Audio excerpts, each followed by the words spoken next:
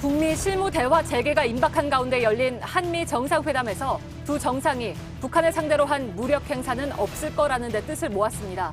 하지만 트럼프 대통령이 언급했던 북한 비핵화 방식의 새로운 방법론은 거론되지 않았습니다. 검찰이 단국대 의대 교수 아들 외에 조국 법무부 장관 지인의 자녀 명의로 발급된 서울대 공익인권법센터의 증명서를 확보한 것으로 파악됐습니다. 한편 단국대 교수 아들 측은 당일 갑자기 서울대 세미나에 오라고 해서 갔다고 밝혔습니다. 어제 경기 김포에 이어 오늘 아침엔 파주, 조금 전엔 인천 강화에서 아프리카 돼지 열병 확진 판정이 나왔습니다. 감염 경로는 아직 밝혀지지 않고 있습니다. 북한 전역에도 아프리카 돼지 열병이 확산하며 피해가 커지고 있다고 국가정보원이 국회에 보고했습니다. 국정원은 평안북도의 돼지가 전멸했다며 피해가 심각하다고 밝혔습니다. 경기 김포의 한 요양병원에서 불이 나 2명이 숨지고 47명이 다쳤습니다. 화재 당시 건물 전체가 전기 안전 점검을 위해 전력 공급을 차단한 상태였고 스프링클러도 작동하지 않았습니다. 망언으로 물의를 일으킨 류석준 교수에게 연세대 총학생회가 파면을 요구했습니다. 류 교수는 예정된 교양 수업을 진행했고 별다른 입장은 내놓지 않았습니다.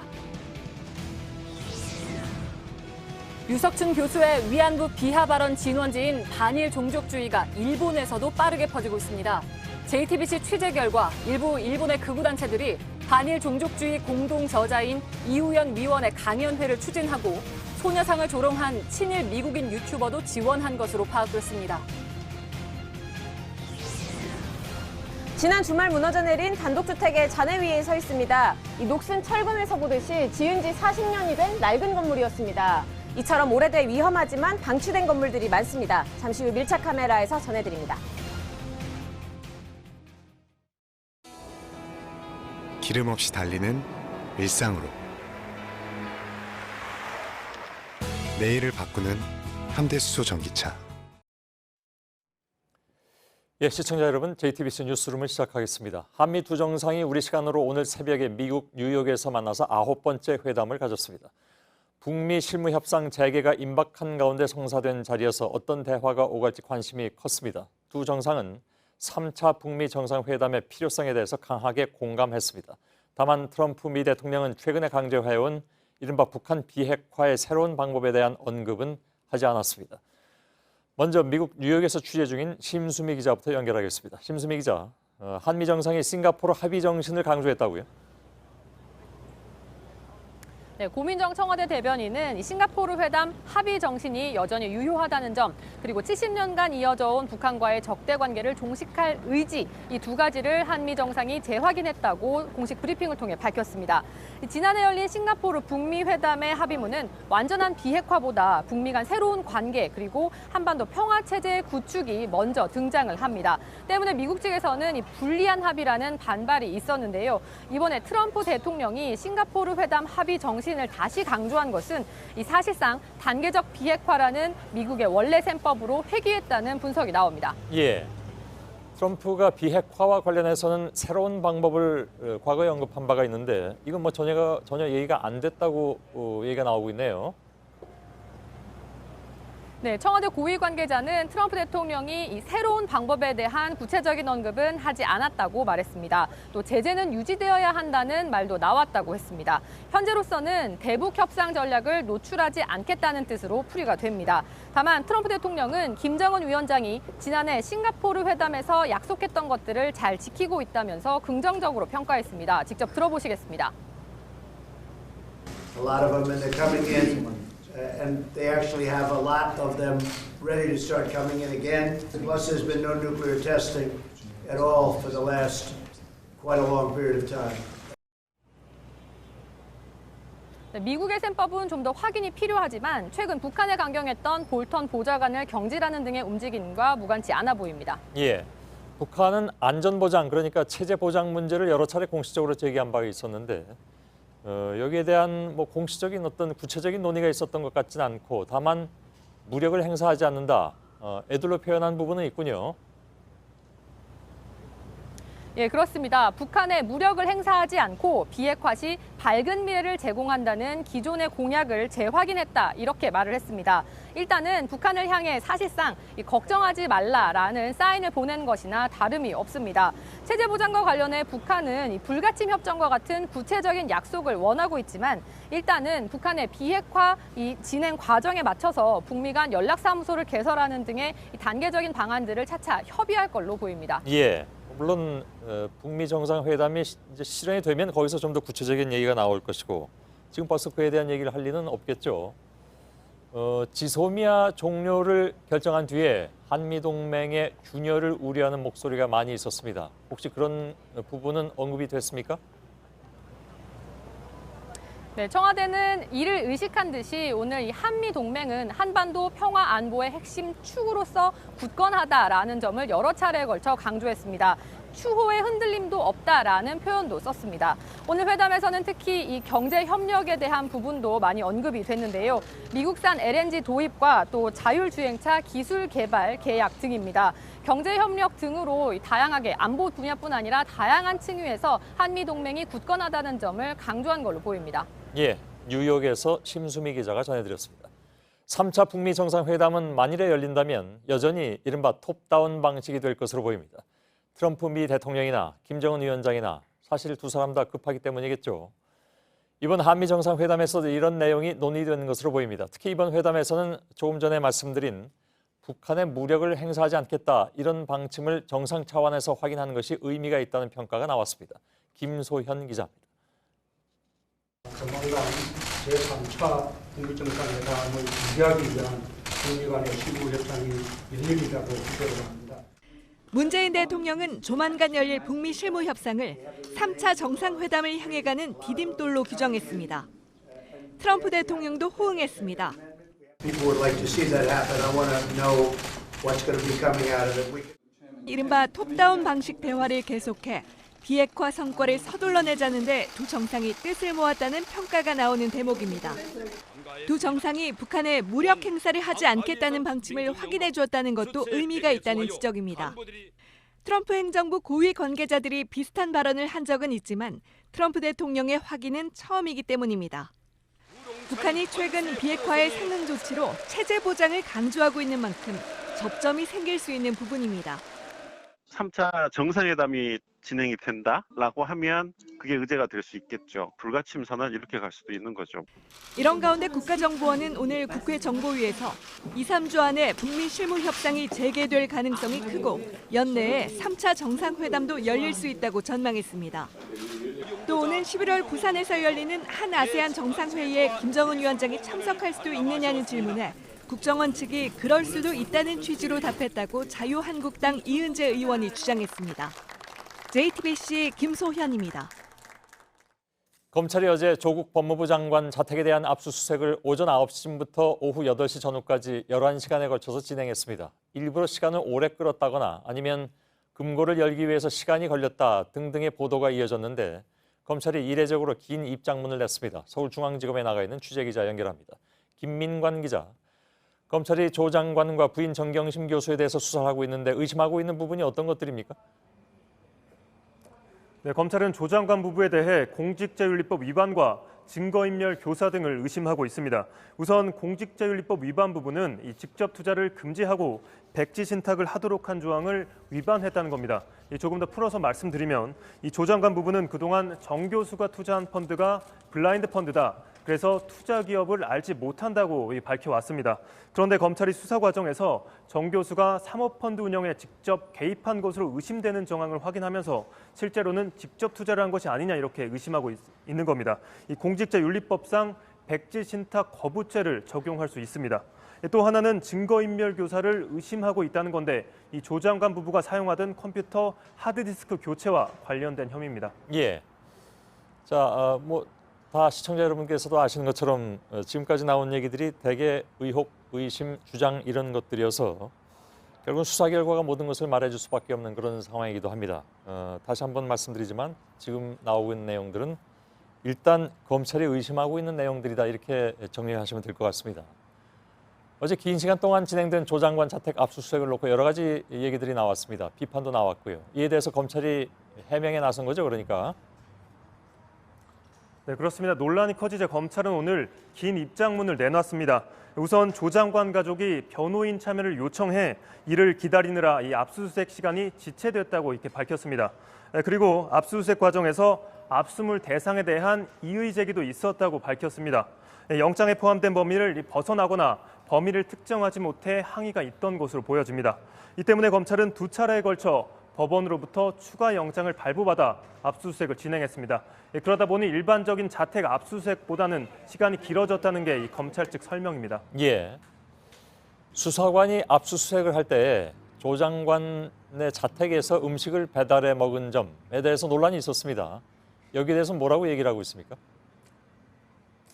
네, 그렇습니다. 일각에선 시간을 일부러 끌기 위해서 음식을 시켜 먹은 것 아니냐 이런 비판도 제기됐는데요. 이에 대해 검찰은 조국 장관 가족들이 수사팀이 함께 식사를 하지 않으면 이 자신들도 식사를 할 수 없다고 했다고 밝혔습니다. 이 때문에 조국 장관 가족들의 권유를 받아들여 이 수사팀도 한식을 배달시켜 먹었다 이렇게 밝혔습니다. 또 수사팀의 식사비는 별도로 계산했다고도 덧붙였습니다. 예. 또한 이 검찰은 금고 압수를 위해 금고 기술자를 불렀다는 소문에 대해선 사실이 아니라고도 했습니다. 예. 그러니까 조 장관 측의 가족이 압색에 일부 응하지 않았다거나 아니면 뭐 시간 끌기를 방해했다거나 이런 얘기는 사실과 다르다.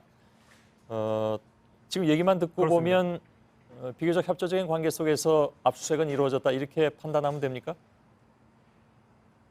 네, 그렇습니다. 검찰은 항의 같은 압수수색을 방해하기 위한 이 가족들의 항의가 있다거나 혹은 검찰이 일부러 시간을 끌기 위해서 시간 연장 정책을 했다거나 이런 건 아니라고 이렇게 설명했습니다. 절차대로 압수수색을 진행했지만 이 영장을 추가로 발부받는 과정 등이 있었기 때문에 시간이 길어졌다 이렇게 설명했습니다. 예, 알겠습니다. 여기까지 듣겠습니다. 김민관 기자였습니다. 조국 장관의 딸과 함께 인턴 증명서를 받은 단국대 교수 아들 측을 JTBC가 만났는데요. 이 관계자는 아들이 당시 고등학교 수업 중에 갑자기 서울대 세미나에 오라는 연락을 받고 갔다고 했습니다. 사실상 본인이 인턴 자체에 대해서도 잘 몰랐다는 얘기가 됩니다. 김필중 기자입니다. 조국 법무부 장관 딸과 단국대 장영표 교수 아들은 2009년 서울대 인권법센터 인턴 증명서를 발급받았습니다. 장 교수는 조 장관 딸이 제1저자를 받은 논문의 책임 교수입니다. 그런데 2009년 당시 서울대 인권법 인턴과 관련해 장 교수 측은 이렇게 설명했습니다. 그날이 스승의 날이라 기억이 난다며 고3이라 바빠 죽겠는데 서울대에서 오라고 해서 갔다는 겁니다. 이어 담임 선생님한테 서울대 강연 들으러 가야 한다고 말해 수업을 빠질 수 있었다고 덧붙였습니다. 실제로 당시 행사 안내문에도 2009년 5월 15일 강연이 열린다고 적혀 있습니다. 그런데 인턴 증명서의 활동 기간은 2주가량으로 발급받은 것으로 전해졌습니다. 사실상 신청도 하지 않았는데 활동 기간보다 긴 인턴 증명서를 받은 겁니다. 이외에도 장 교수 아들은 조 장관의 연락을 받고 서울대에 갔다고 검찰에서 진술한 것으로 전해졌습니다. 이에 대해 조국 법무부 장관 측은 JTBC와 통화해서 딸이 인권동아리 회장이라 장 교수 아들에게 직접 권유해 데리고 갔다고 밝혔습니다. JTBC 김필주입니다.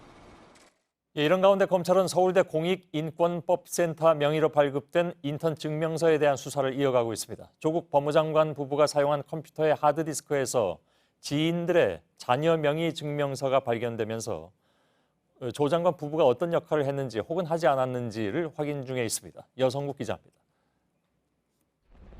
검찰은 정경심 교수와 함께 동양대학교에 방문했던 증권사 직원 김모 씨를 통해 조 장관 자택 PC의 하드디스크를 제출받았습니다.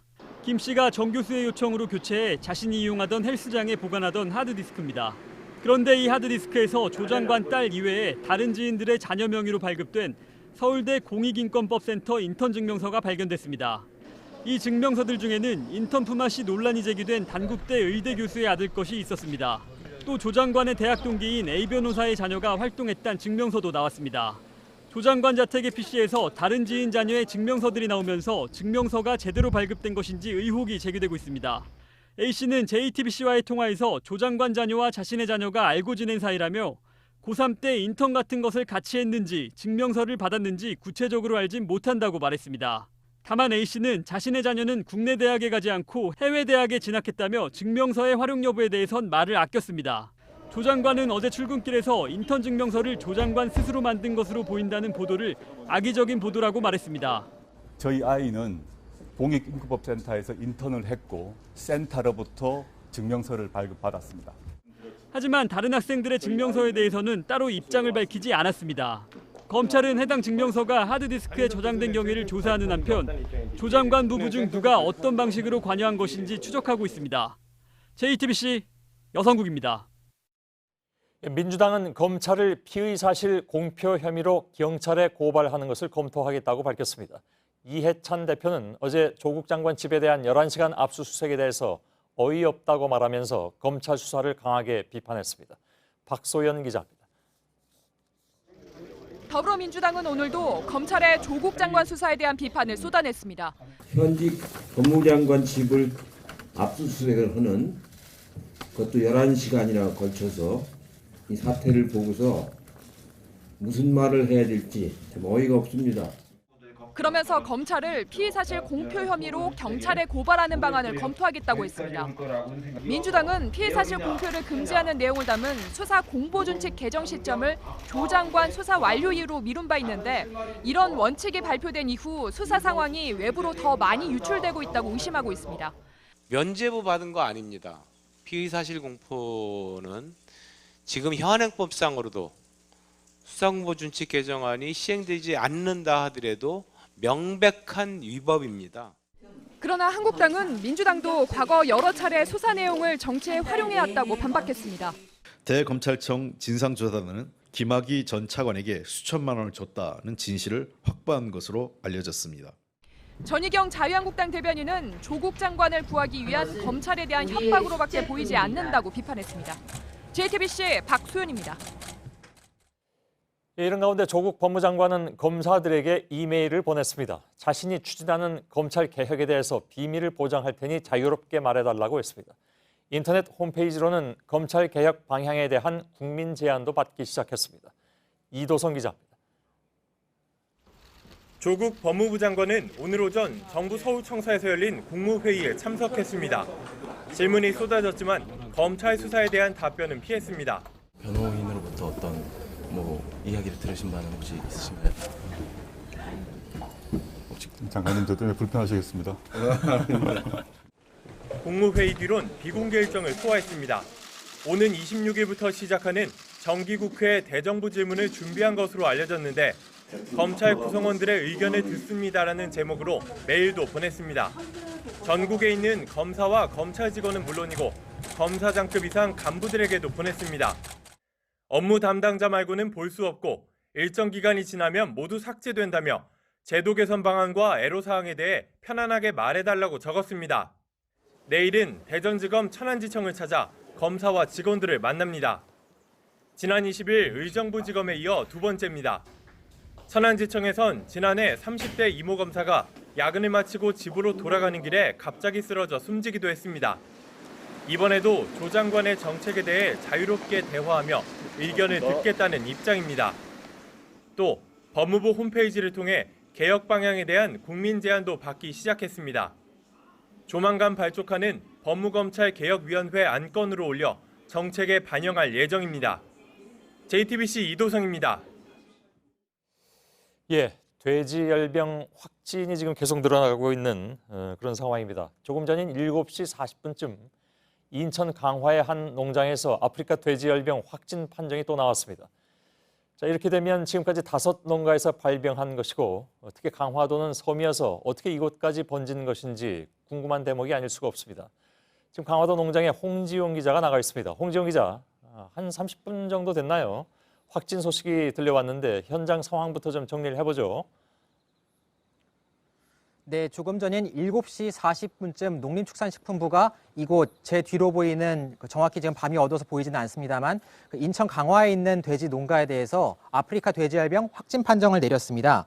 이 농장이 돼지 340마리를 사육하는 곳인데요. 조금 전 확진 판정이 나면서 모두 살처분 대상이 되었고요. 방역과 당국에서는 이것을 이제 의심 신고를 받은 것은 아니고 예찰, 그러니까 미리 병이 있는지 좀 수시로 살펴보는 과정에서 문제가 발생해 이 피검사 결과에 따라서 검역본부로 시료를 보냈습니다. 그 결과가 1차 체열 검사, 피검사의 양성 반응과도 똑같이 나온 겁니다. 예, 어제 이 시간에 바로 전해드렸었죠. 확진 판정이 나온 김포. 여기하고 두 곳은 뭐 거의 붙어 있다시피 가까운 곳인데 두 곳이 관련이 있다고 봐야 될까요? 아직 그 관련성이 있는지 역학관계는 조사하고 있다고 농식품부가 밝혔는데요. 지금 이 거리를 저희가 인터넷 지도로 재봤더니 직선으로는 13km가 조금 넘고요. 그리고 차로 이동했다고 가정했을 땐 19km 정도 나옵니다. 같은 그 사료 차량이 이동을 해서 옮겼을 수도 있고 혹은 이제 도축장을 같이 이용했다거나 여러 가지 역학관계가 나올 수 있기 때문에 일단은 그 조사 결과가 나오는 것을 지켜봐야 될 것 같습니다. 예, 지금 좀 답답한 것은 역시 이제 역학조사 결과가 제대로 나온 것이 없어서 이걸 어떻게 방역을 하느냐 이 부분에 있어서 좀 난감한 그런 상황인 것 같습니다. 어제 왜 저 한강 이남으로 번졌다고 전해드리지 않았습니까? 어제 처음으로. 이번엔 한강 이남 이북 따지기가 좀 어려운 섬입니다. 그러니까 강화도인데 본격적인 확산으로 봐야 될까요? 여기에 대해서 단정하기는 어려운데요. 확실한 건 이 지금 제가 서 있는 인천 강화는 오늘 오전까지는 그 이제 중점 관리 구역이 아니었습니다. 중점 관리 지역이 아니었는데요. 이번에 확진 판정이 나고 또 농림축산식품부가 경기와 인천, 죄송합니다. 그 강원까지 전부 중점 관리 지역으로 지정을 하면서 확대 적용이 됐습니다. 그래서 좀 이 부분에 대해서 번진 것이 아닌지 더 퍼진 것이 아닌지 제가 물어봤는데요. 일단 그 전북 관리 구역의 대상에는 있었고 아직 좀 역학관계가 나오지 않았기 때문에 좀 여기에 대해서 반응을 직접적으로 하지는 않았습니다. 다만 이 부분에 대해서 그 계속 김포와 마찬가지로 좀 거리가 10km 이상 최초 확진 농가로부터 떨어진 곳에서 발병을 하고 있기 때문에 기존에 의심이 됐었던 멧돼지라든가 혹은 잔반 사료에 대한 문제뿐만 아니라 수질 검사 등의 여러 가지 방법들도 병행해서 경로를 찾아야 될 것으로 보입니다. 예, 그러면 이건 어떻습니까? 정부에서 얘기하는 것이 차량 역학 관계, 그러니까 차들이 오가니까 그것 때문에 확산될 수도 있다 이런 설명이 나왔는데 계속 현장을 취재하고 있으니까 현장에서 보기에도 그렇습니까?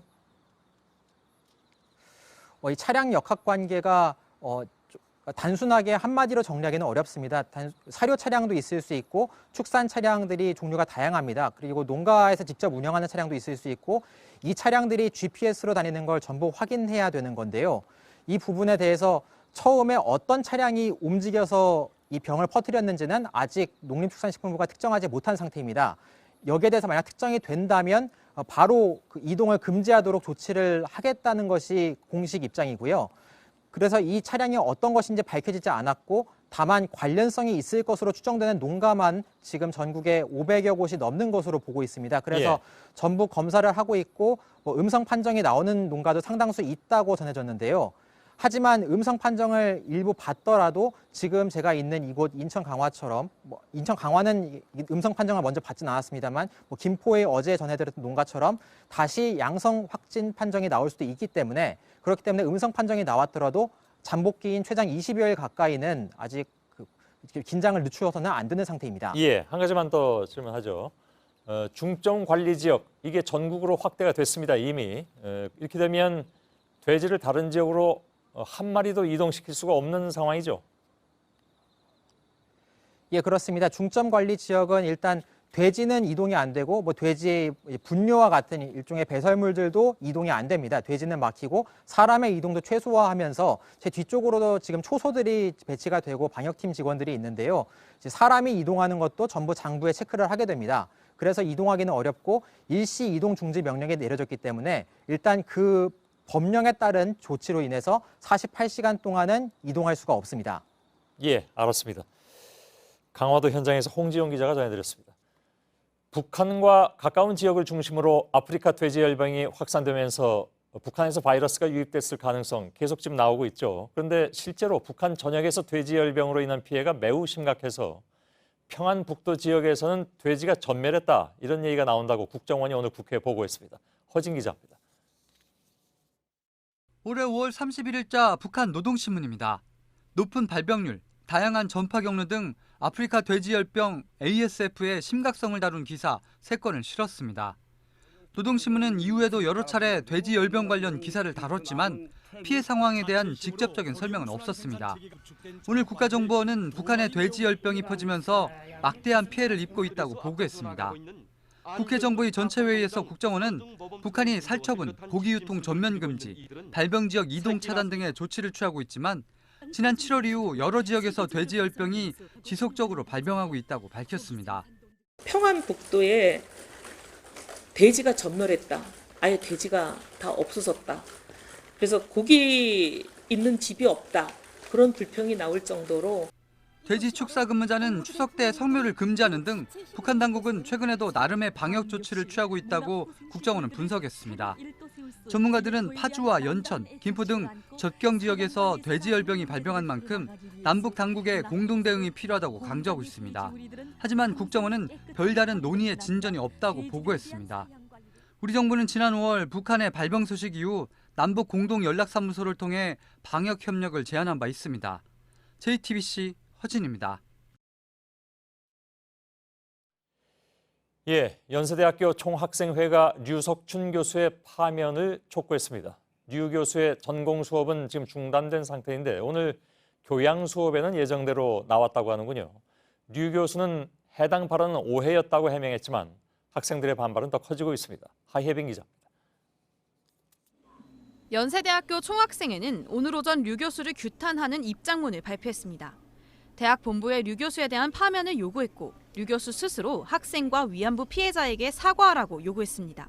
학문의 자유를 벗어나는 망언의 성격이 있다 이렇게 생각을 하게 됐고 학생 상대로 한 성희롱도 분명히 존재를 했어서 파면 요구를 하게 되었습니다. 어제에 이어 오늘도 학내 곳곳에 대자보가 붙었습니다.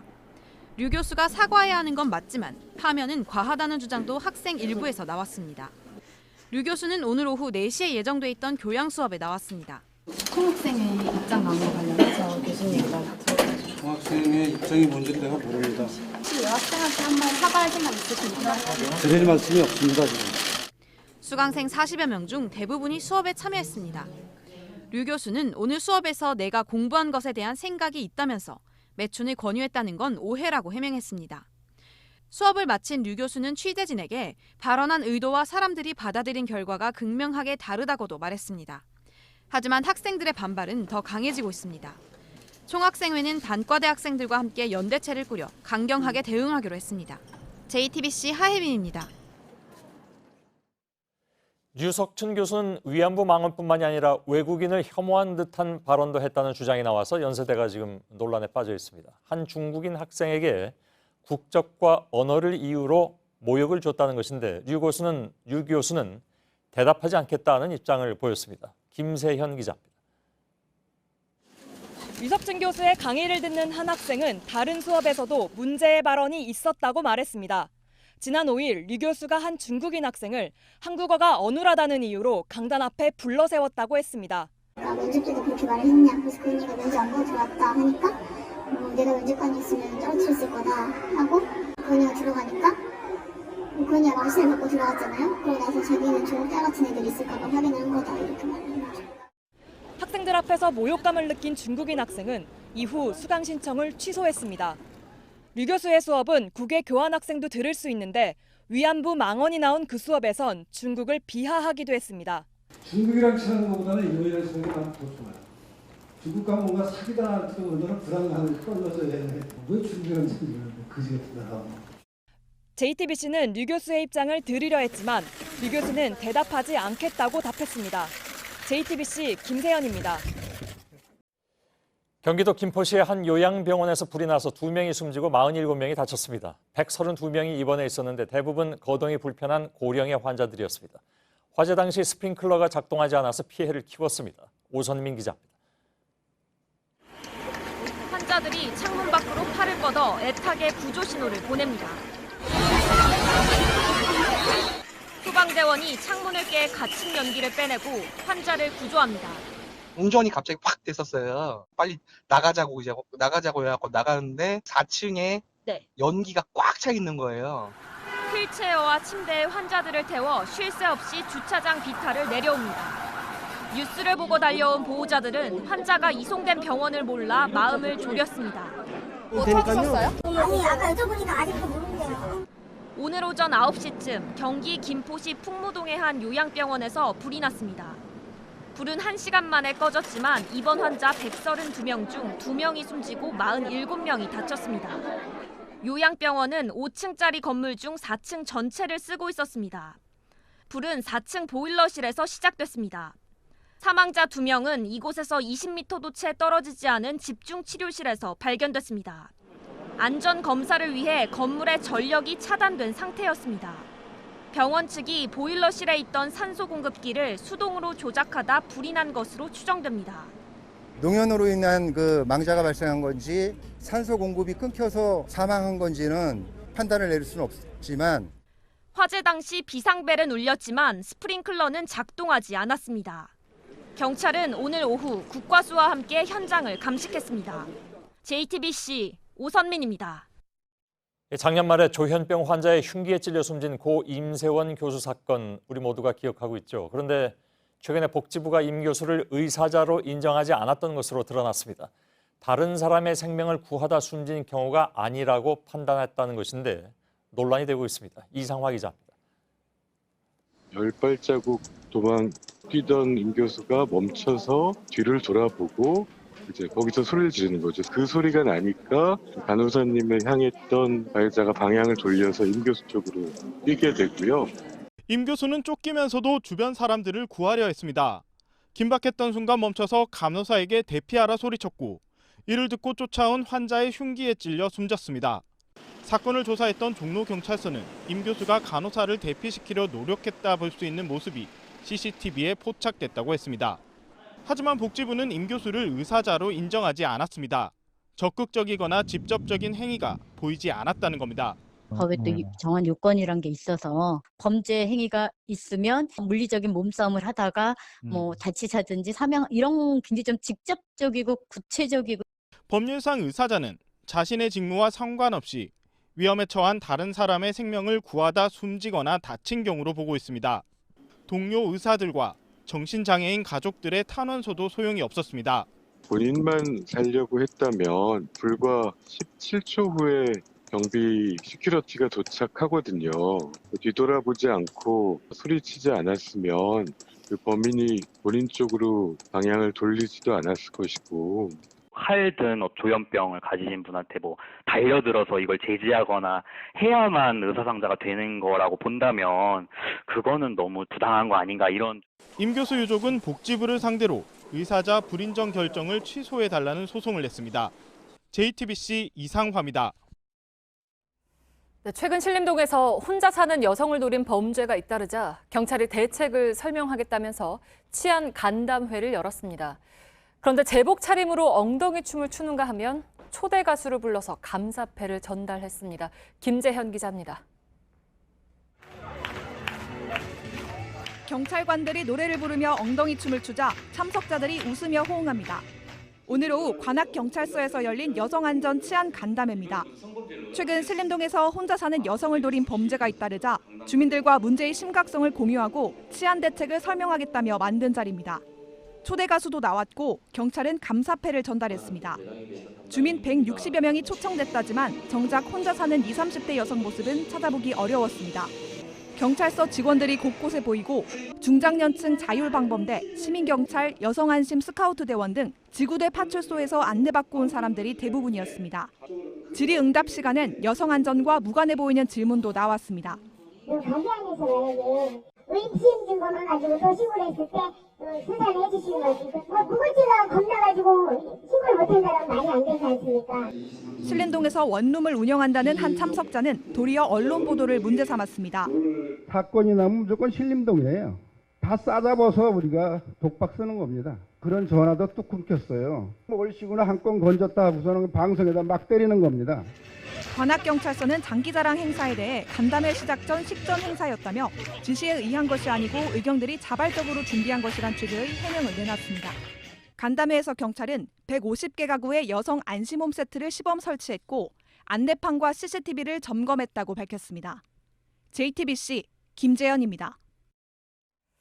소셜미디어에 올라온 이 사진 한 장은 아들을 친 뺑소니범을 잡아달라면서 아버지가 올린 겁니다. 온라인에서 화제가 됐고 장관까지 움직이게 했습니다. 이렇게 하는 게 경찰에 맡기는 것보다 더 낫다는 말까지 나온다는데요. 이런 온라인 수배가 최근에 크게 늘고 있습니다. 배승주 기자입니다. 승용차가 아이를 치고 달아납니다. 8살 장모군이 중태에 빠졌습니다. 경찰이 범인을 좀처럼 찾지 못하자 장군 아버지는 용의자 사진을 소셜미디어에 올렸습니다. 글을 올리고 나서 같은 동네에 계신 분들 모르시는 분들이 제보들이 엄청 많이 와요. 네티즌들 사이에서 공분이 일자 경찰이 수사에 적극 나서 불법 체류자였던 범인을 특정했습니다. 이어 법무부 장관까지 범인의 빠른 송환을 지시했습니다. 이처럼 수많은 네티즌의 호소하는 이른바 온라인 수배가 최근 늘고 있습니다. 경찰의 적극적인 수사를 유도하고 때론 사건 해결에 결정적 역할도 합니다. 2달 전 창원에서 발생한 여성 운전자 보복 폭행 사건은 네티즌의 신고로 가해자가 붙잡혔습니다. 소셜미디어에 올린 영상 때문이었습니다. 오토바이 번호판 가리고 이제 도망을 가가지고 그때 당시 내한테 한 말이 내 절대 못 잡는다 이런 생각. 직접 사과를 받아낸 경우까지 있었습니다. 지난해 9월 충북 진천에선 차량 운전자가 여성과 아이를 위협한 영상이 인터넷 커뮤니티에 올랐습니다. 화난 네티즌들이 해당 운전자 차량을 찾아 사과를 요구하는 쪽지를 붙였고 결국 이 남성은 사과의 글을 올렸습니다. JTBC 배승주입니다. 네, 그런데 이런 온라인 수배는 자칫하면 가해자에게 되레 소송을 당할 수가 있습니다. 신상이 무방비로 노출되는 경우가 많기 때문입니다. 명예훼손이 될 수도 있고 애꿎은 피해자가 나올 수도 있습니다. 구석찬 기자입니다. 욕설이 날아들고 얼굴은 피투성이가 됐습니다. 어제 온라인을 달군 경기도 수원의 초등학생 집단 폭행 사건입니다. 영상이 소셜미디어 등으로 빠르게 퍼졌는데 그 다음이 문제였습니다. 피해자 지인들이 가해자들의 얼굴과 이름을 공개한 겁니다. 심지어 일부 가해자의 나체 사진까지 퍼날랐습니다. 결국 해당 가해자는 고소하겠다는 글을 올렸습니다. 지난 7월 경남 창원에서 일어난 사건도 비슷합니다. 자신에게 경적을 울렸다는 이유로 20대 여성을 때린 가해자가 오히려 명예훼손으로 피해자를 고소했습니다. 피해자가 차량 블랙박스 영상으로 가해자의 얼굴을 모두 드러냈기 때문입니다. 가해자가 충분히 피해를 봤다 잘못해서 그렇게 얘기를 하는 거예요. 당스러운 거예요. 이른바 온라인 수배는 주로 영상으로 옮겨집니다. 가해자 얼굴이 나와 개인정보가 낱낱이 드러나는 경우가 많습니다. 이 경우 피해자가 명예훼손으로 되레 고소당하기 쉽습니다. 주로 한쪽의 주장만 담기는 점도 유의해야 합니다. 잘못된 사실관계로 애꿎은 피해자가 나올 수 있어 수배글을 무작정 퍼날라도 안 됩니다. JTBC 구석찬입니다. 삼성바이오 회계부정과 삼성물산 합병 과정을 수사하는 검찰이 어제 용인시청과 함께 관할 구청까지 압수수색한 것으로 확인됐습니다. 삼성 에버랜드가 갖고 있는 땅에 대해서 공시지가를 제대로 평가한 건지를 보려는 겁니다. 이 땅의 가격이 높게 산정되면서 결과적으로 에버랜드의 모기업인 제일모직의 가치가 부풀려졌다고 의심하고 있습니다. 백종훈 기자입니다. 검찰은 어제 삼성금융계열사뿐만 아니라 용인시청을 압수수색했습니다. 또 용인시 안에 있는 처인구청도 압수수색한 것으로 확인됐습니다. 용인시청과 처인구청 일대의 에버랜드 공시지가 자료를 살펴보기 위해서입니다. 검찰은 2015년 삼성물산과 제일모직이 합병하기 전 제일모직이 갖고 있던 에버랜드 땅 가격이 높게 평가된 건 아닌지 의심하고 있습니다. 같은 해 용인 에버랜드 부지 중 가격 산정의 기준인 표준지의 공시지가가 전년 대비 최대 370% 올랐기 때문입니다. 당시 전국 표준지 공시지가는 평균 4.1% 오르는 데 그쳤습니다. 에버랜드 땅값이 높게 산정돼 이 땅을 가진 제일모직의 가치가 부풀려졌을 수 있다는 겁니다. 실제로 삼성그룹은 삼성물산과 제일모직을 합병할 때 제일모직 한 주가 삼성물산 한 주보다 3배가량 비싼 걸로 계산했습니다. 이재용 삼성전자 부회장이 제일모직 지분만 갖고 있어 이 부회장에게 유리하게 합병 비율이 정해진 게 아닌지 검찰은 의심하고 있습니다. 검찰은 또 어제에 이어 오늘도 국민연금공단 전산센터를 이틀 연속 압수수색해 삼성물산 합병 때 국민연금의 의사결정 과정이 어땠는지 조사하고 있습니다. JTBC 백종훈입니다. 국정농단 사건으로 실형을 선고받고 형을 살고 있는 최순실 씨가 손석희 JTBC 대표이사 차장을 허위사실 유포에 의한 명예훼손 혐의로 서울중앙지검에 고소했습니다. 최 씨 측은 JTBC 보도와 달리 자신은 태블릿 PC를 사용한 적이 없고 이를 이용해서 연설문을 고친 적이 없다고 주장했습니다. 하지만 검찰은 최 씨의 동선과 태블릿 PC의 위치 정보가 일치하고 태블릿 PC로 직접 찍은 사진이 발견된 점을 들어 최 씨가 사용한 것으로 봤으며 법원도 같은 판단을 내렸습니다. 한편 최 씨는 지난 17일엔 자신이 거액의 재산을 숨겨두고 있다고 주장한 더불어민주당 안민석 의원도 명예훼손 혐의로 고소했습니다. 이슬람교를 믿는다는 이유로 중국 정부가 소수민족인 위구르인들을 탄압하고 있다는 지적이 있었습니다. 중국 정부는 그동안 사실이 아니라고 부인해왔습니다. 그런데 이번에는 위구르인으로 보이는 수백 명이 수용소로 이송되는 듯한 모습이 담긴 영상까지 공개됐습니다. 황예린 기자입니다. 기차 옆에 파란색 조끼를 입은 사람 수백 명이 모여 있습니다. 모두 삭발을 당했고 두 눈마저 까만 천으로 가려진 채입니다. 힘이 없는 듯 굽은 등 뒤로 수갑이 채워진 두 손도 보입니다. 일주일 전 익명으로 유튜브에 올라온 드론 촬영 영상입니다. 영국 가디언은 이 영상이 지난해 8월 신장 위구르 자치구에서 중국 공안이 소수민족 수감자들을 옮기는 장면이라고 보도했습니다. 국제인권단체들은 중국이 무슬림 소수민족을 탄압하고 있다고 비판해왔습니다. 유엔 인종차별철폐위원회도 중국이 위구르인 등 소수민족 200만 명을 수용소에 강제로 가뒀다고 지적한 바 있습니다. 반테러 캠페인을 명목으로 잡아들인 뒤 이슬람 교리를 부정하고 공산당에 충성하도록 세뇌 교육을 하고 있던 겁니다. 이에 대해 폼페이오 미국 국무장관은 현지 시간 22일 중국이 무슬림을 지원하려고 한다고 비판했습니다. 하지만 중국은 영상 공개에도 불구하고 수용소가 아니라 직업교육 훈련소를 운영하고 있을 뿐이라며 미국 측의 주장은 내정 간섭이라고 반박했습니다.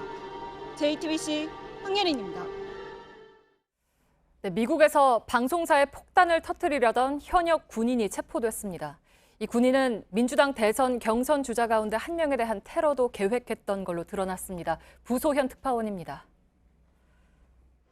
체포된 제라 윌리엄 스미스는 주요 뉴스 방송국을 폭파 목표로 삼았습니다. 원격 조종되는 폭탄을 트럭에 실어 방송국에 보내려고 계획을 세운 겁니다. 이를 위해 폭탄을 만드는 구체적인 방법도 마련해둔 걸로 드러났습니다. 스미스는 이 같은 계획을 온라인 채팅에서 털어놨다 덜미를 잡혔습니다. 대화 상대방이 위장한 미국 연방수사국 FBI의 요원이었던 겁니다. FBI는 스미스가 민주당 대선 경선 주자인 베토 오로크 전 하원 의원에 대한 공격 계획도 세워둔 상태였다고 밝혔습니다. 스미스는 캔사스주 포트레일리 기지에서 복무 중인 현역 군인입니다. 2017년 입대한 뒤 지난 7월 이 기지로 옮겨왔는데 우크라이나 극우 민병대 조직에 합류할 계획도 세웠던 걸로 알려졌습니다. 미국 언론들은 스미스가 최고 징역 20년형에 처해질 수 있다고 보도하고 있습니다. 로스앤젤레스에서 JTBC 구소연입니다. 지난해 사망 원인 가운데 1위는 암이었습니다. 심장 질환, 폐렴이 그 뒤를 이었습니다. 또 알츠하이머 사망자가 늘면서 처음으로 10대 사망 원인에 포함됐습니다. 극단적인 선택을 해서 숨진 사람도 2013년 이후에 줄어들다가 다시 늘어났습니다. 백민경 기자가 정리했습니다. 지난해 스스로 목숨을 끊은 사망자는 13,670명, 2017년보다 1,200여 명, 10% 가까이 많습니다. 하루 평균 37명이 극단적 선택을 한 셈입니다. 2013년 이후 줄어드는 추세였지만 다시 늘어난 겁니다. OECD 표준 자살률로 환산하면 24.7명으로 36개 국가 중 1위입니다. 한 해 전 평균인 11.5명의 2배가량입니다. 연령별로는 50대 이상 장년층이 많지만 10대의 자살률이 가장 많이 늘었습니다. 복지부는 유명인이 숨지면 따라서 목숨을 포기하는 이른바 베르테르 현상 때문인 걸로 보고 있습니다. 2017년 12월 18일에 유명 가수 자살이 있었는데 그 이후에 1월 자살이 매우 높아지고 저희가 또 10대 자살이 늘었다는 점에서 영향을 상당히 우려할 수밖에 없는. 힘든 일을 겪을 땐 망설이지 말고 전문가의 도움을 받는 게 좋습니다. 한편 지난해 사망 원인은 암, 심장질환, 폐렴 순으로 많았습니다.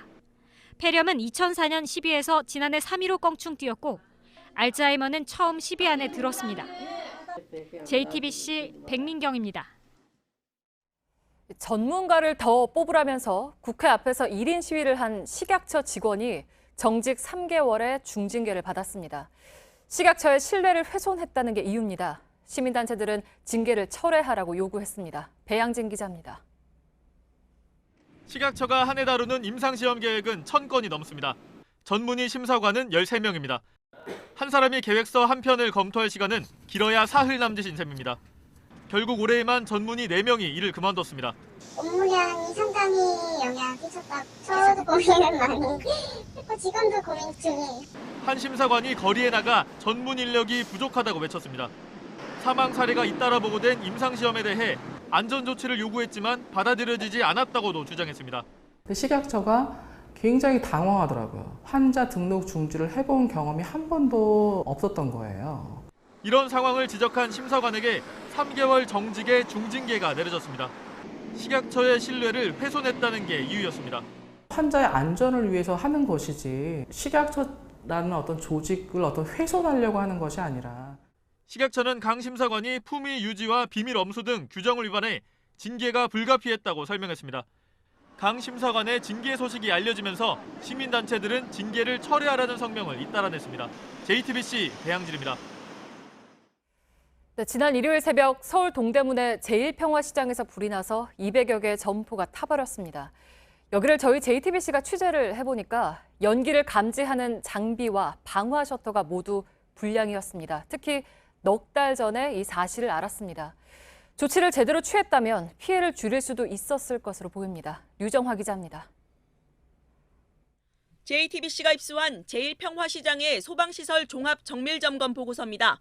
이번 불이 시작된 3층에 방화 셔터 폐쇄용 연기 감지기를 교체해야 한다고 돼 있습니다.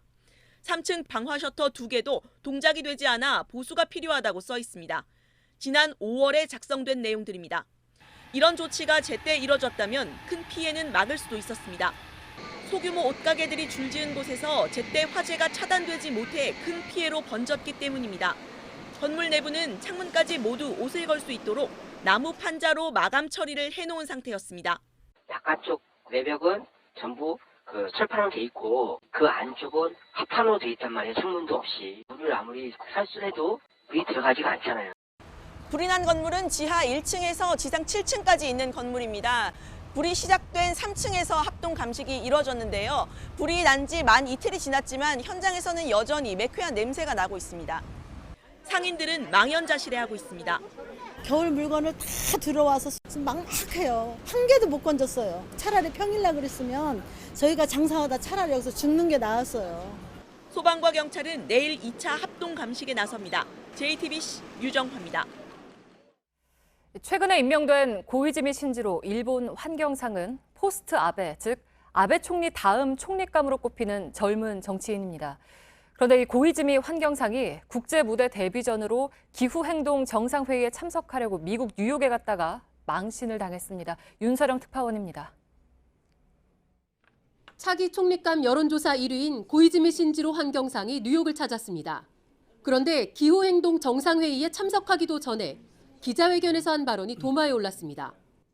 Big scale issue like climate change. It gotta be fun. It gotta be cool. It gotta be sexy too.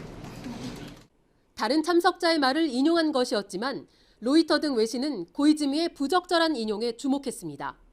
일본 언론들도 이 소식을 전했습니다. 이후 대응은 논란을 더욱 키웠습니다. 섹시하게 한다는 게 어떤 의미냐는 질문에 어떤 의미인지 설명하는 것 자체가 섹시하지 않다, 촌스럽다면서 설명을 피한 겁니다. 고이즈미는 화려한 언변과 외모로 기대를 모았지만 장관 취임 2주 만에 벌써 알맹이가 없다는 비판이 나오고 있습니다.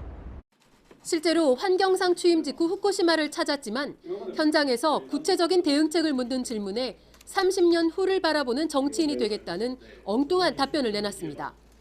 도쿄에서 JTBC 윤서령입니다.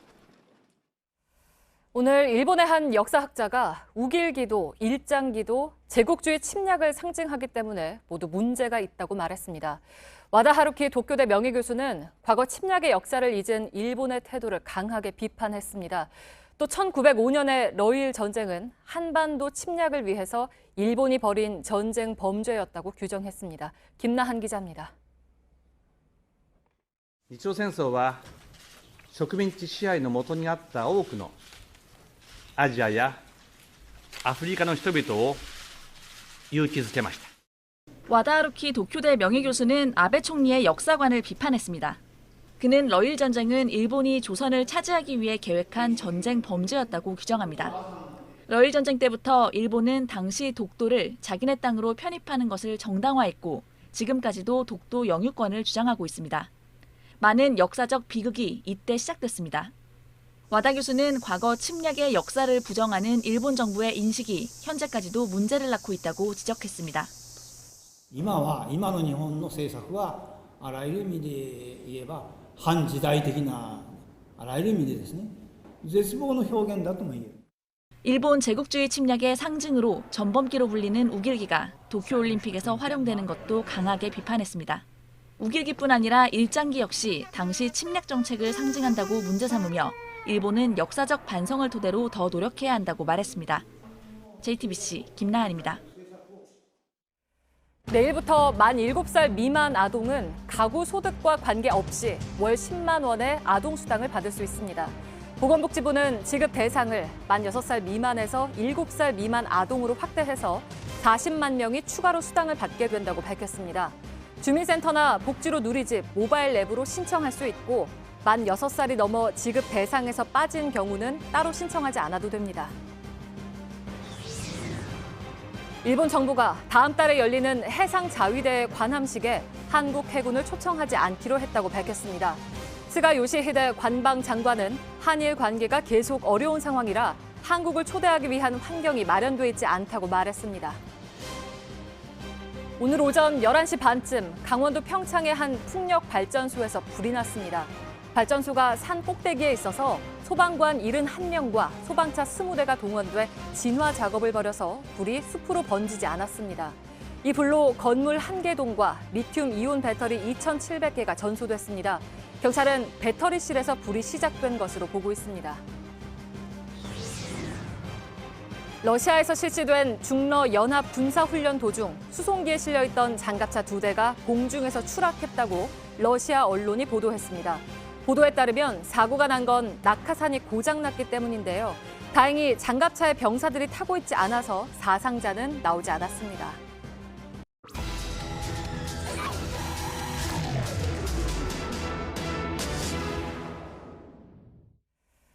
벽에 금이 가고 천장에 내려앉아서 뼈대가 드러난 오래된 주택들이 있습니다. 그냥 보기에도 위태로운데 그 안에서 생활을 하는 사람들이 있습니다. 밀착 카메라 윤재영 기자입니다. 초록색 돌계단이 바닥에 부서져 있습니다. 낡고 오래된 단독주택이 무너진 현장입니다. 이곳에 살던 70대 노인은 잔해에 깔려 숨졌습니다. 무너진 주택은 이 골목 사이에 있었습니다. 이 진입로가 좁아서 구조에도 굉장히 시간이 걸렸다고 하는데요. 이 잔해에는 베개나 이불처럼 사람이 살던 흔적이 고스란히 남았습니다. 바로 옆에 있는 철근을 보면 오랜 시간 동안 굉장히 녹슨 모습을 확인할 수 있습니다.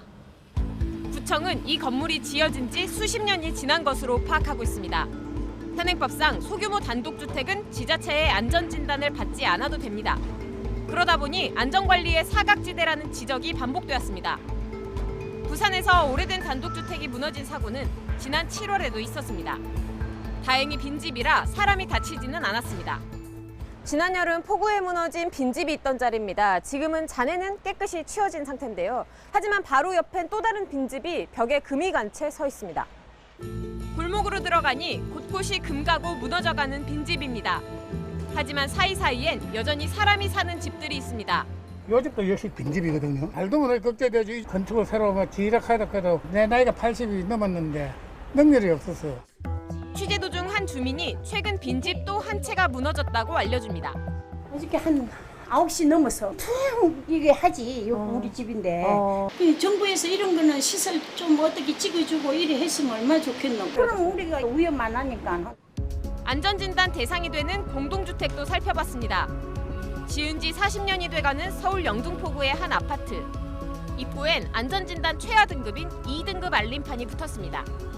안으로 들어가자 복도 천장 곳곳이 부서져 철근과 나무가 그대로 노출돼 있습니다.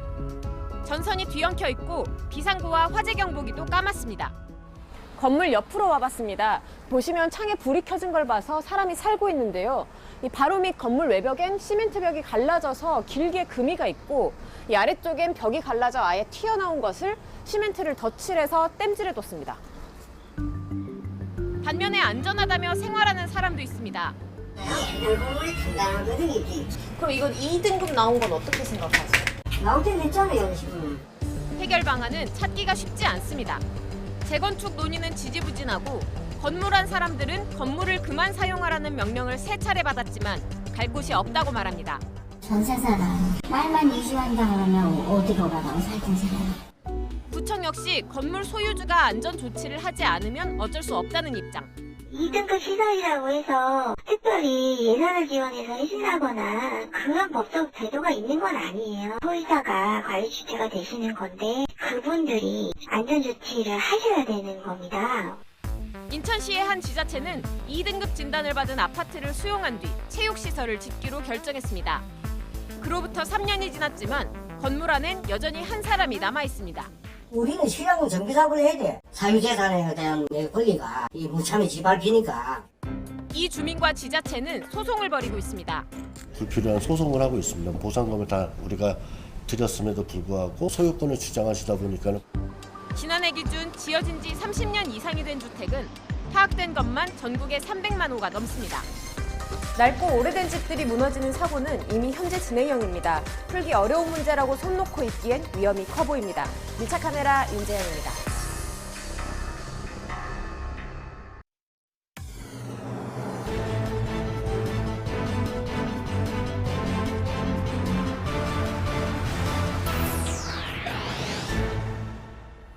예, 뉴스룸 앵커 브리핑을 시작하겠습니다. 김포와 강화까지 침투하면서 남하 중인 돼지열병은 바이러스가 원인이죠. 바이러스는 약으로는 쉽게 죽이기 어렵고 몸 안에 있는 면역 체계가 이겨내야 하는 것입니다. 그런 의미에서 본다면 번지는 돼지열병은 우리가 모른 채 했던 가축 사육 방식이 얼마나 위험한가를 거듭 알려준 계기가 됐고 결과는 산채로 땅에 묻혀 방역 처리를 당하는 돼지의 비명과 함께 우리 앞에 다가왔습니다. 면역력이란 외부 침입으로부터 몸을 보호하는 방어 시스템을 말합니다.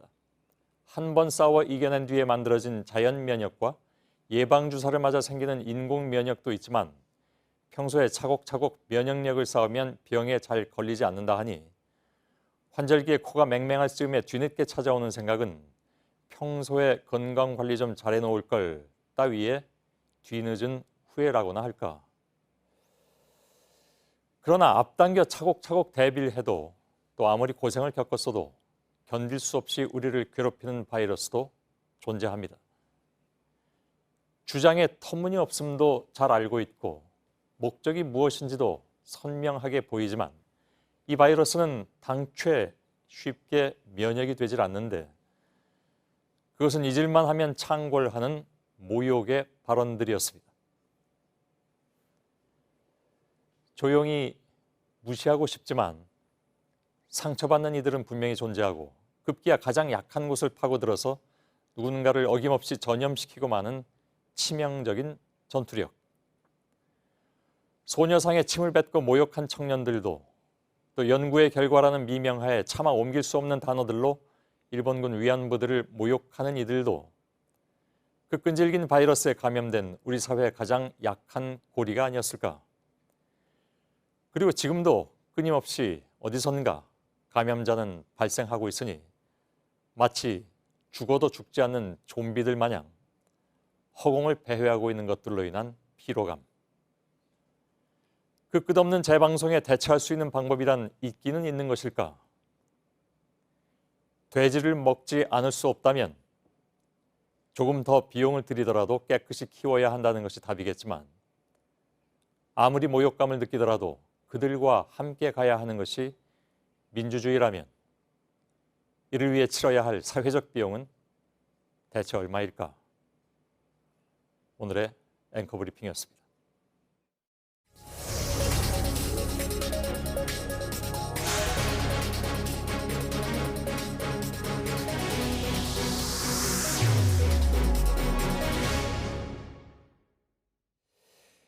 류석춘 교수의 발언은 역사 왜곡 논란이 일고 있는 책인 반일 종족주의를 권하고 이를 설명하는 과정에서 나왔다고 하죠.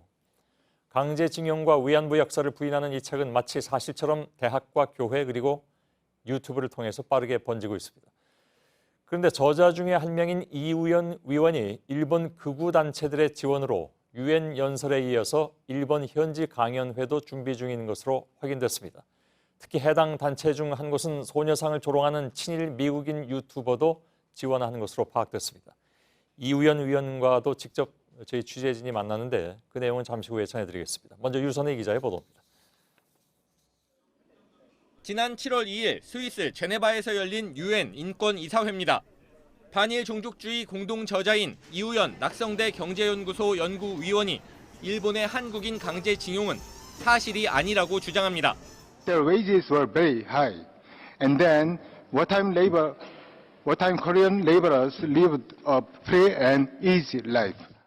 당시 항공권과 숙박비 등 이 위원의 연설을 지원한 건 일본의 국제역사논전연구소.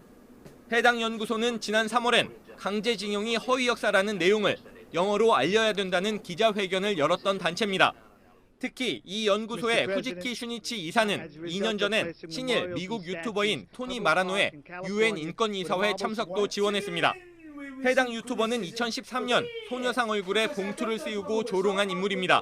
Someone else took action upon themselves to deface the hunk of junk because it lacked paper bag over its head to protect it from poop. 이 위원은 다음 달 초엔 일본 역사인식 문제 연구회 초청으로 일본 도쿄와 오사카, 후쿠오카 순회 강연에 나설 예정입니다. 역사인식 문제 연구회의 니시오카 스토무 회장은 일본의 역사 왜곡을 상징하는 새 역사 교과서를 만드는 모임 홈페이지에 강제 동원은 없었다는 글을 쓴 극우 인사입니다. 이 위원은 11월 말엔 반일 종족주의 일본어판이 나올 거라고 말했습니다. 일본어 자막을 입힌 반일 종족주의 관련 일부 유튜브 영상은 조회수 10만 회를 넘기고 있습니다. 그들은 더 이상 위안부가 아닙니다. 가난하고 비천했던 가문이 그들에게 강요했던 위안부 생활은 그들의 전 인생사에 있어서 아주 작은 부분에 불과했습니다. 그리고 위안부라는 것은 자발적인 그러한 그 행위를 한 사람들이다. 이런 것을 알게 모르게 받아들이도록 만드는 역할을 하기 때문에 특히 이념적인 부분에서 사람의 전신을 변들게 만들 가능성이 충분히 있다. JTBC 유선입니다. 저희 취재진은 반일 종족주의의 공동 저자인 이우연 위원을 직접 만났습니다. 이 위원은 일본의 강제징용은 없었다. 또 위안부 피해 할머니 증언도 사실이 아니라는 주장을 되풀이했습니다. 그러나 그 근거들이 대부분 일본 정부 자료를 바탕으로 분석한 내용이거나 소수 피해자의 증언을 왜곡했다는 지적입니다. 정혜성 기자입니다. 서울의 한 대형 서점입니다. 반일 종족주의가 정치 사회 부분 베스트셀러 1위입니다. 저자인 이영훈 전 서울대 교수는 외신 기자 간담회부터 대형 교회 강연까지 반일 종족주의를 퍼뜨리고 있습니다. 170만 명 되는 사람들이 자발적으로 일본으로 건너갔습니다. 강제 노동을 했다. 왜? 그런 거짓말을 하면은 돈이 생기니까. 일부 유튜브에선 해당 내용이 사실처럼 퍼져 있습니다. 우리의 근대화를 얘들이 시켜주는 게 맞다라고 볼 수 있겠구나. 취재진을 만난 반일 종족주의 공동 저자 이우연 위원은 일본의 강제징용이 합법적으로 이루어졌다고 주장했습니다. 고수익이 있으니까 같지 않겠습니까? 주색 잡기로 돈을 탕진을 하는 사람이 있을 정도로 자유로웠다면 그것이 어떻게 수용소에 갇힌 사람들의 그 노예노동이었겠습니까? 강제징용이 일본 정부가 조직적으로 벌인 불법 행위였다는 우리 대법원 판단을 부정하는 겁니다. 조선 총독부의 자료를 일시적인 자료를 보고 있어요. 자신들에게 불리한 자료는 보여주지 않고 유리한 자료들만 가지고 일본의 역사관을 정당화하는 방식인데, 이 위원은 강제징용 노동자들이 참여정부로부터 위로금을 받으면서 진술이 바뀌었다고 주장합니다. 노무현 정부 하에서 위로금을 지급했지 않습니까? 그런데 그 이전에, 그렇게 문제가 대두되기 이전에 나온 증언 속에서는 내가 원해서 갔다, 가서 돈 벌었다, 하지만 처음부터 강제 연행이었다는 대다수 피해자들의 증언은 외면합니다. 다른 분들은 속아서 갔다 뭐 이렇게 말씀하시는데 그런 것은 있습니다. 지금도 모집할 때 내거는 조건하고 막상 가보니까 조건이 더 나쁘다거나 이런 경우가 있지 않습니까? 위안부 피해 할머니 증언도 수시로 바뀌었다고 주장합니다.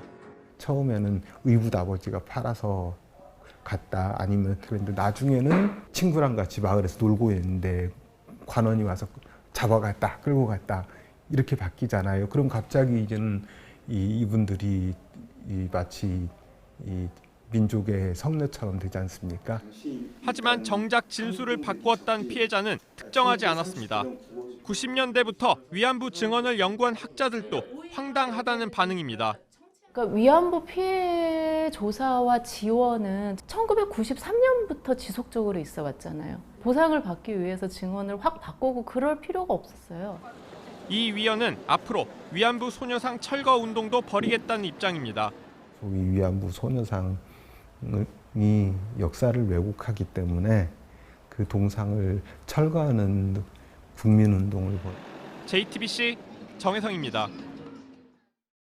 예, 보신 것처럼 반일 종족주의 내용이 황당해 보일 수 있지만 유튜브를 비롯한 일각에서는 사실처럼 퍼지고 있습니다. 이것을 취재해온 탐사부 유선희 기자와 해당 주장을 좀 검증해보고 이들과 일본 극우단체들 간의 관계에 대해서도 한 걸음 더 들어가 보겠습니다. 어서 오세요. 네. 예.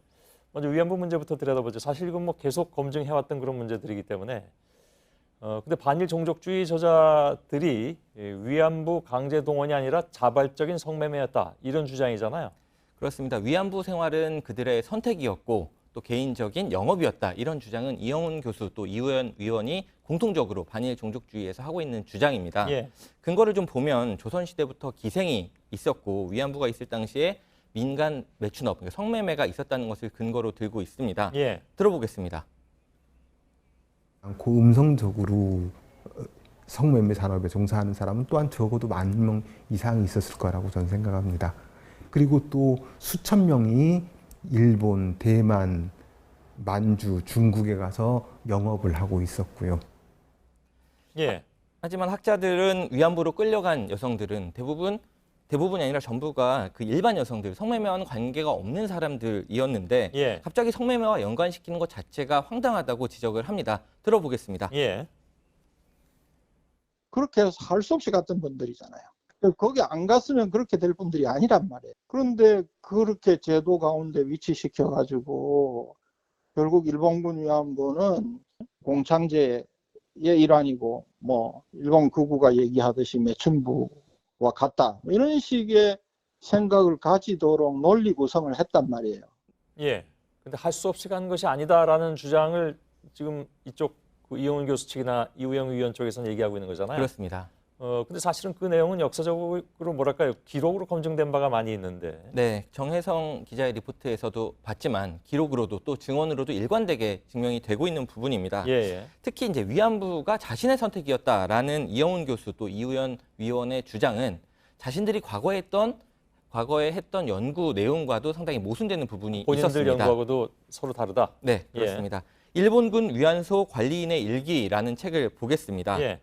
이 교수의 스승인 안병직 교수가 2013년에 썼는데 서문을 보면 이영훈 교수와 이우현 위원이 연구를 주도했다 이렇게 나와 있습니다. 예. 그런데 그 책의 42페이지를 보면 위안소가 군부대와 같이 다닐 수밖에 없었고 그러니까 위안부가 놓인 처지가 성적인 노예 상태로 보인다 이렇게 적혀 있습니다. 예. 그런데 반일 종족주의에서 이 내용은 정작 빠지고 정반대의 주장이 들어가 있는 겁니다. 예. 앞서 전문가도 얘기했지만 이런 주장이 결국 일본 극우들의 주장하고 거의 같은 그런 상황이잖아요. 그렇습니다. 이우현 위원을 중심으로 해서 연결고리를 좀 보겠습니다. 이우현 위원을 다음 달에 일본 순회 강연에 초청한 니시오카 스토무 일본 역사인식 문제연구회 소속입니다. 예. 일본 역사 왜곡의 상징과도 같은 일본 역사 왜곡 교과서를 만들었던 새역사 교과서를 만드는 모임, 이른바 새역모에 전쟁 동원을 부정하는 글을 썼던 인물입니다. 예. 네, 이우현 위원의 유엔 연설을 지원한 인물 후지키 슈니치 일본 국제역사 논전연구소 소속입니다. 여기도 역시 새역모와 비슷한 주장을 하고 있는 곳입니다. 예. 이 새역모는 A급 전범인 사사카와 료이치가 만든 사사카와 재단, 지금 이름은 일본 재단인데 이곳에서 자금 지원을 받았던 곳입니다. 예. 결국 따지고 보면 전범 세력의 자금 지원을 받은 단체 세영모를 통해서 침략 전쟁을 부정하는 극우 이론이 종합이 됐고 그게 갈라져서 지금 한국은 물론 미국으로도 퍼지고 있다는 겁니다. 예. 또 이영훈 교수, 또 이우현 위원이 속해 있는 낙성대 경제연구소 역시 과거 일본 도요타 재단의 지원을 받은 사실이 현재 드러난 상태입니다. 예. 거기에 대해서 두 사람의 입장은 뭡니까? 과거에 지원은 받았지만 그것이 연구나 자신들의 연설과는 관련이 없다, 영향을 받지 않았다고 주장을 합니다. 예. 그러니까 돈에는 죄가 없다라는 설명인데 학자들의 의견은 좀 달랐습니다. 들어보겠습니다. 극우파적인 일본의 재단에서 돈을 받는다는 것은 그 사람들의 주장에 반대하지 않는다라는, 적어도 반대하지 않는다라는 내용이라고 할 수밖에 없습니다. 예. 돈에는 죄가 없다는 얘기는 그 본인들이 한 얘기입니까? 네, 그런 주장을, 취지의 주장을 하고 있고 그런가요? 그것이 예. 유튜브에서 그렇게 퍼지고 있습니다. 알았습니다. 아무튼 이런 것들이 단순히 뭐랄까요, 일부한테만 국한되지 않고 유튜브 방금 얘기한 대로 이런 것들을 통해서 아주 곳곳으로 퍼져나가고 있는 게 문제라면서요. 네, 이영훈 교수가 지난달에 외신 기자 간담회를 했는데 거기서 한 얘기를 좀 들어보겠습니다. 예. 새로운 정치 세력이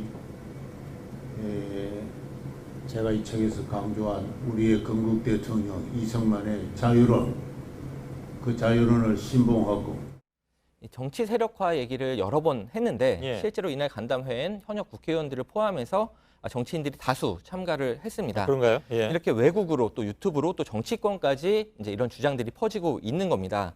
이렇게 유사하게 퍼져나가고 있는 일본 극우의 주장이 뭔지 전문가의 의견으로 정리해서 들어보겠습니다. 예. 극우파들의 주장이라는 것은 거의 하나이거든요. 일본은 절대 과거에 전쟁 범죄를 일으키지 않았고 일본군은 그러니까 보통 국가로서 당연히 부활을 시켜야 되는 것이고. 예, 이렇게 위험하게 흐를 수 있는 이들의 일방적인 주장에 대해서 사실을 근거로 좀 더 철저하게 사회적인 검증이 필요하다라는 것이 저희가 만난 상당수 전문가들의 우려였습니다. 예, 알겠습니다. 유선혜 기자였습니다.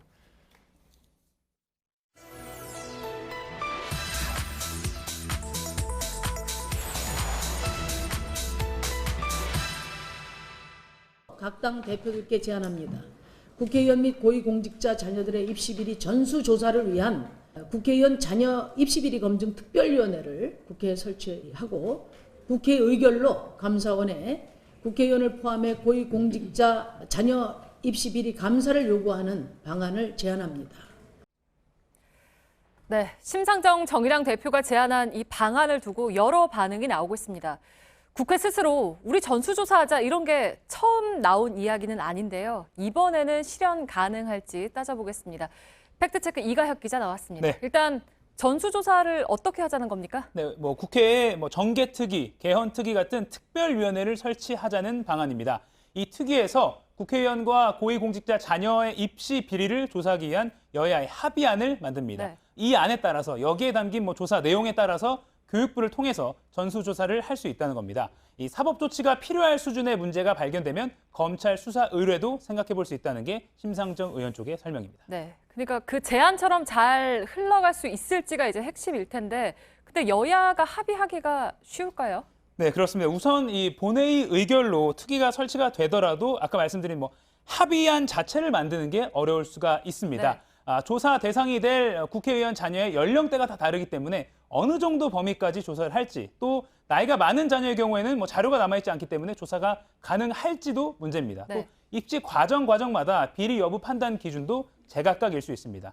이 설령 여야가 합의를 해서 교육부가 전수조사를 하더라도 한계가 있습니다. 입시 자료가 폐기됐거나 각 학교가 책임을 피하려고 조사에 잘 협조하지 않으면 교육부가 할 수 있는 게 많지 않습니다. 네. 강제 수사권이 없기 때문입니다. 또 해외 학교 입학의 경우에는 교육부가 자료를 얻지 못할 가능성도 있습니다.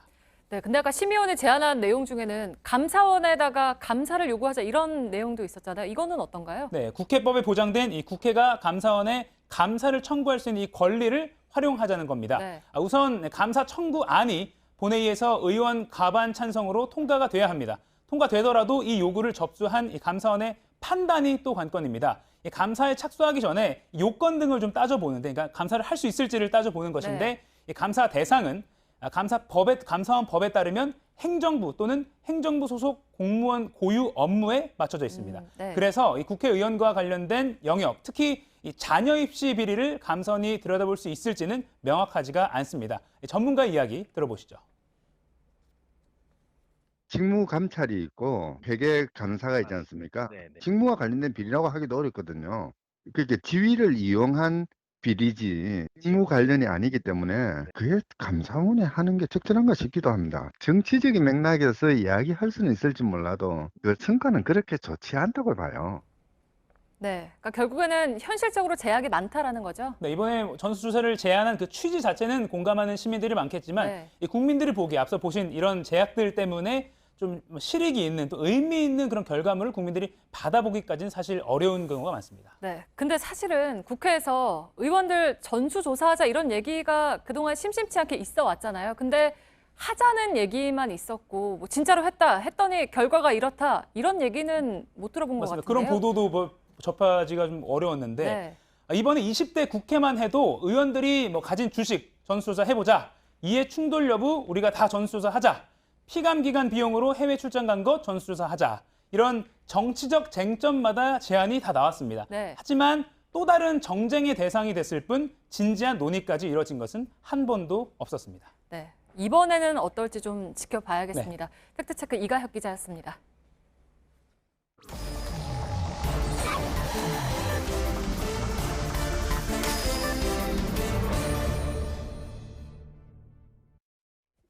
예, 비하인드 뉴스 시작하겠습니다. 박성태 기자가 나와 있습니다.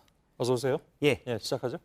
네, 첫 키워드는 압수수색의 시간으로 잡았습니다. 워낙 오래 걸렸기 때문에. 그렇습니다. 예. 오늘 민주당에서는 검찰의 압수수색이 너무 심했다, 헌법 정신에 어긋난다라는 얘기까지 나왔는데요.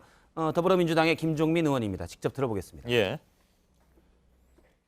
개인의 집을 네. 11시간씩 압수수색한 경험은 저는 못 들어봤습니다. 우리가 이제 헌법 정신을 얘기할 때 과잉금지라고 하는 말을 합니다. 예, 검찰이 지나쳤다고 비판했는데 이 비판이 오전에 있고 난 뒤에 공지를 검찰이 보냈습니다. 그래서 기자들에게 보냈는데 변호인 집회하에 압수수색이 되자고 가족들이, 조국 장관의 가족들이 요구를 해서 올 때까지 기다렸고, 또 압수물품에 대한 이견 때문에 영장을 추가로 2번이나 받느라고 시간이 걸렸다라고 주장했습니다. 이견은 뭐 물론 변호인들이 얘기를 했겠죠. 예. 근데 아무튼 그래도 11시간은 너무 길다라는 생각은 누구나 가졌습니다. 예. 보통은 얼마나 걸립니까? 제가 그래서 압수수색을 상당히 많이 나갔던 검찰 수사관에게 압수수색이 어떻게 진행되느냐, 보통 이번 경우는 아닙니다. 라고 물었더니 보통 집의 경우는 뭐 40평이 넘는다고 해도 공간이 제한적이기 때문에 자택 압수수색은 2시간을 안 넘는다고 합니다. 뭐 방 몇 개 보면 되기 때문에요. 하지만 압수물품에 대한 이견이 아주 간혹이지만 있으면 길어질 수 있다고 했습니다. 한 사례가 있었는데요. 법조계의 최고위 관계자에 대한 자동차 압수수색이 있었는데, 당시 검찰이 자동차에 있는 블랙박스 메모리 카드를 압수하려 하자 변호인 측에서 이거는 자동차에 포함된 것이 아니다라고 요구를 해서 실랑이를 벌이다가 추가로 자동차 안에 블랙박스 메모리 카드 압수수색 영장을 발부받아서 압수한 적이 있습니다. 이렇게 이견이 있으면 좀 시간이 길어지게 되는 겁니다. 한편 일부 누리꾼들은 압수수색팀이 자장면까지 배달해서 먹었다, 이건 뭐 사실과 좀 다른 얘기인데요. 라는 얘기를 하면서 오늘 대검 서초동의 검찰 특수 2부를 향해서 저렇게 많은 자장면을 배달시키기도 했습니다. 약간 뭐 검찰에 대한 비판을 하는 건데요. 하지만 검찰에서는 시간이 길어지다 보니까 오후 3시경 가족들이 식사를 하려 가는데 압수수색팀이 밥을 못 먹고 있자 같이 먹자고 하면서 한식을 시켰다고 했습니다. 비용은 압수수색팀이 냈다고 합니다. 자신들이 먹은 거는. 그렇겠죠. 그 아무튼 11시간이나 걸리니까 이게 뭐 집이 이사 나갈 때도 그렇게 안 걸리는데 그렇지 않습니까? 그래서 너무 길어졌기 때문에 이런 얘기들도 나온 것 같습니다. 박스는 2박스였는데 기다리는 시간이 좀 많은 것으로 보입니다. 두 번째 키워드는요? 두 번째 키워드는 이국종의 자괴감으로 잡았습니다. 어떤 일입니까? 응급의학과 이국종 교수 얘기인데요. 오늘 낮 모습을 잠깐 보도록 하겠습니다. 수원에 있는 아주대 병원 바깥의 모습인데요. 저렇게 일부 단체에서 와서 시위를 벌였습니다. 최근 이국종 교수가 이재명 경기도지사의 선처를 요구하는 탄원서를 낸 바 있는데 이게 옳지 않다, 징계해야 된다, 물러나라, 규탄한다 라면서 시위를 했습니다. 그런데 조금 있다가 생소한 장면이 나옵니다. 바로 이 병원 외상센터에서 일하던 지금 왼쪽에 파란 모자를 쓴 파란 수술할 때 쓰는 모자죠. 이국종 교수인데요. 갑자기 이 시위대 앞으로 나와서 마이크를 잡아서 시위대의 마이크를 잡아서 직접 얘기를 했습니다. 얘기를 잠깐 들어보도록 하겠습니다. 저 같은 사람 때문에 이렇게 시골병원까지 내려와서 아주 고생하시고 것 같아서 굉장히 자괴감이 많이 들죠. 그걸 학자를 제가 여기서 그냥 노가다 앉아요. 말단 노동자라고요. 말단 부서관리자고 그래요. 길게 상당히 얘기를 했는데 내용은 이렇습니다. 나 때문에 여기까지 와서 시위하느라고 고생이 많다. 나는 선생님 하는데 선생님도 아니고 말단 노동자다. 자괴감이 드는 많은 얘기를 했고요. 사실 나는 힘들어서 못 해먹겠다. 그러니까 시위대가 앞에 가서 나를 제발 잘라달라고 하면 참 고맙겠다라는 게 전체적인 이국종 교수의 발언이었습니다. 어찌 보면 이국종 교수답다라는 생각도 들기도 하는데 그래서 시위대들이 굉장히 좀 당황했을 것 같습니다. 그렇습니다. 그 모습들이 나오는데요. 이국종 교수가 정말 난 힘들어 죽겠다. 당신들의 뜻대로 제발 좀 나를 잘라달라고 얘기하자. 지금 보시는 장면입니다. 마이크를 이제 그만 말하세요라고. 아주 시위대입니까? 지금 얼굴에 모자이크를 했는데요. 오른쪽에 그만 말하세요라고 마이크를 뺏기도 하고요. 실제 대화 내용에는 우리가 지금 1시에 출발해야 돼서 더 얘기하시면 안 됩니다. 그 뒤에는 점점점인데요. 그러면서 저렇게 마이크를 뺏어서 이국종 교수의 발언을 막기도 했습니다. 사실 이국종 교수가 한 말 중에 있는 건 시위는 물론 어디서든 할 수 있지만 병원 앞에서 시위를 하게 되면 환자들이 영향을 받습니다. 그래서 자기에 대해 규탄하면 좋고 날 제발 잘라달라고 병원에 높은 사람 만나서 얘기하는 건 좋지만 병원 앞에서 시위는 좀 삼가해달라라고 얘기했습니다. 그랬군요. 이국종 교수의 시위에 대처하는 방법 이렇게 보면 될 것 같습니다. 마지막 키워드는요? 마지막 키워드는 BBC의 꼰대로 잡았습니다. 영국 방송이요? 영국 공영방송인 BBC가 어제 오늘의 단어 Word of the Day라고 됐는데요. KKONDA 꼰대를 선정했습니다. 23일자로 선정을 했는데요. 꼰대에 대한 설명을 잠깐 보면 밑에 나와 있는데요. 본인들이 늘 옳다고 믿는 나이 많은 사람이 꼰대다라고 얘기를 했습니다. 사실 그러니까 우리말인 꼰대를 그대로 영어로 표현해서 이런 단어가 있더라라고 영국 공영방송이 얘기한 겁니다. 저런 표현에 대해서 많은 지구인들이 맞다, 그런 사람이 우리 주위에 있다라고 열렬히 호응했는데요.